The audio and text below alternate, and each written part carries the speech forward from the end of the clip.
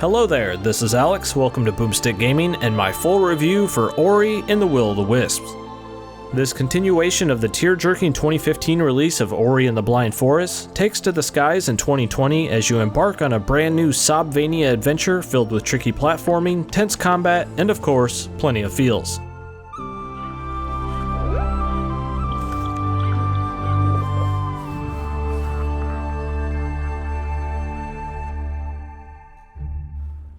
Ori and the Will of the Wisp deviates the most from the original in two primary ways, being a completely revamped and much improved combat system, along with shelving the manual checkpoint placing system that had you set your own respawn points in Blind Forest. Although that was a novel concept at the time, having a traditional checkpoint system here in the sequel does make the experience feel better paced and generally more balanced overall. This, however, also makes it feel slightly easier in some ways, but it's still far more challenging than the average video game, so don't you worry. When you die now in Will of the Wisps, you get set back just mere seconds prior, and with little penalty for death, it's less about perseverance and more about learning enemy patterns and environmental layouts. On the combat side of things, the homing ranged attack style of the original is completely gone here and replaced by a more traditional melee weapons and magic system. Each spirit weapon you can equip has different attack strings, changing from straightforward combo attacks to downward, upward, and aerial modified moves. The spirit magic style spells, which use up your energy resource, can vary greatly along with being upgradable and can be just as useful offensively as they are for general navigation and puzzle solving. You have 3 available buttons to map any weapon or magic to, which also puts the responsibility on you to decide if you want to use up one of those 3 precious slots for the healing ability. Since these can be swapped out even during battle, there is not as much risk reward to this as there could have been, but still, I like the customizable button system overall. These big changes to the combat take some getting used to at the start, since Will of the Wisps is less about invulnerable dashing straight through attacks like many Metroidvanias, and more about dipping and diving in and out of combat while playing the spacing game with many of your opponents.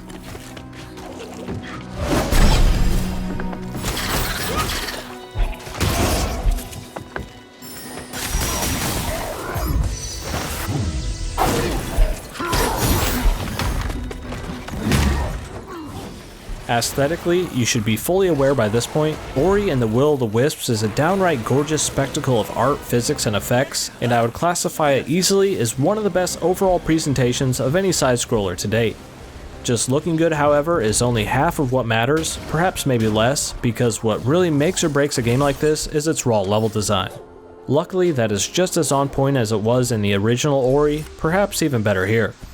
When playing through this, you might just start to think to yourself, after 40 some years of game designers placing around platforms for us to arbitrarily jump on, how can this simple concept still break new ground at this point, to where Ori steps up and says, "Hold my birdseed, let me now blow your mind with this next spectacular set piece moment."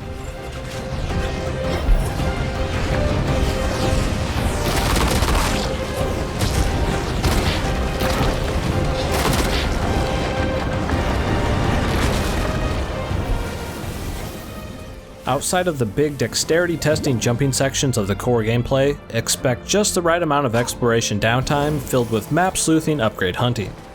Almost everything in Will of the Wisps can be enhanced or leveled up, and none of the extra items you'll be gathering felt like undesirable, unnecessary collectibles.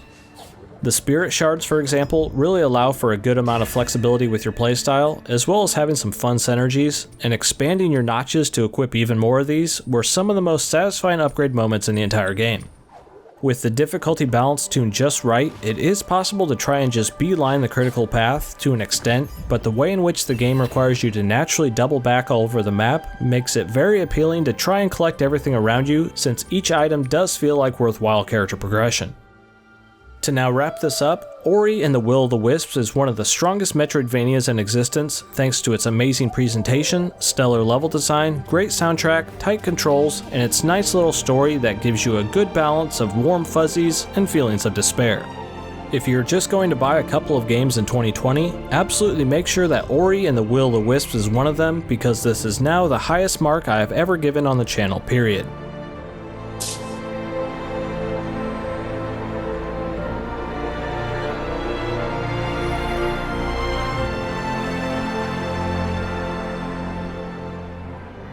Those were my overall thoughts on Ori and the Will of the Wisps, and if you happen to miss the original game, I highly recommend that as well, and although it's not absolutely necessary to really fully enjoy the story, it does help to add a little context to a few moments here and there.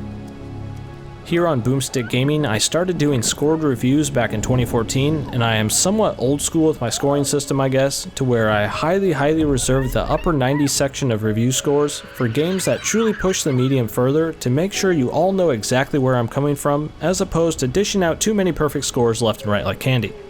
Hopefully you appreciate that approach, and if you happen to enjoy this style of review, consider subscribing to the channel for more, clicking that little bell icon to stay up to date on my future uploads, and you can also find me on Twitter at BoomstickAlex. Lastly, a special mention to these top supporting YouTube members and patrons who have been sticking with me at the highest tier, because what they donate goes to help make improvements to the channel for everyone watching. As always, this has been Alex from Boomstick Gaming, and thanks for watching.